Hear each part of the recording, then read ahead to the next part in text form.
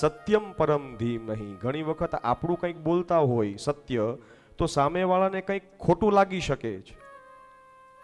એવું નથી કે દરેક જગ્યાએ આપણે જ સાચા હોઈએ છીએ. ઘણી વખત મનમાં આપણે એવો ભાવ કરતા હોય કે અરે ભાઈ હું જ સાચો હો, અને આપણા મનનું જ થવું જોઈએ, અને મનનું ન થાય તો આપણને દુઃખ લાગે છે. અને દરેક જગ્યાએ આપણા મનનું આપણે ચલાવીએ છીએ. ઘણી વખત ભગવાનના મંદિરમાં પણ આપણે મનનું ચલાવીએ, પણ આપણે ખોટા હોઈ શકીએ. ઈશ્વરી જે તત્વ છે સત્યમ પરમ ધીમહિ, એ તત્વની આપણે દરેકનો રસ્તો અલગ અલગ હોઈ શકે. કોઈ મર્યાદા માર્ગમાંથી હોય છે, કોઈ પુષ્ટિ માર્ગની હોય છે, ઘણા બધા અલગ અલગ પથ છે, રસ્તા અલગ છે, પણ મંજિલ એક છે. યાદ રાખજો, જે સત્ય છે. કોઈ એને સાકેત ધામ કહે છે, કોઈ એને વૈકુંઠ કહે છે. અલગ અલગ સુતજી કહે છે કે જો સોવત હૈ वो खोवत है, जो जागत है वो पावत है. જાગે છે કોણ? સવારે ઉઠી નિંદરમાંથી આપણે ઉઠીએ તો પહેલો અહેસાસ ભગવાનને આપણને કરાયો કે યસ હું છું હેજી. એમ આંખ ખુલ્લે એટલે તરત આપણને દેખાય કે યસ હું છું.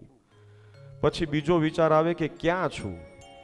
તો કે આપણા રૂમની અંદર છું, ઘરની અંદર છું.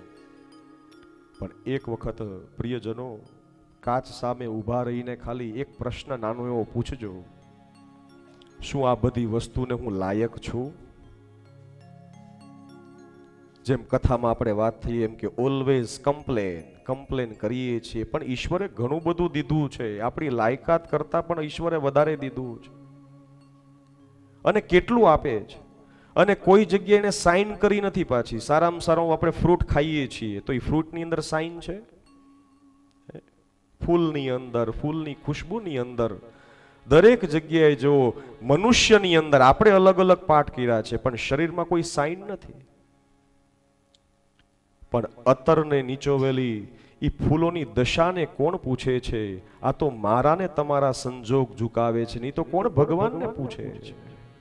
આ તો આપણે છે કે ભગવાનની ભક્તિ આપણને મળી છે, નહીં તો આ મતલબની દુનિયા છે ભાઈ. બધા મતલબથી બધા મળતા હોય છે. પણ એક જ સત્યમ પરમ ધીમહિ.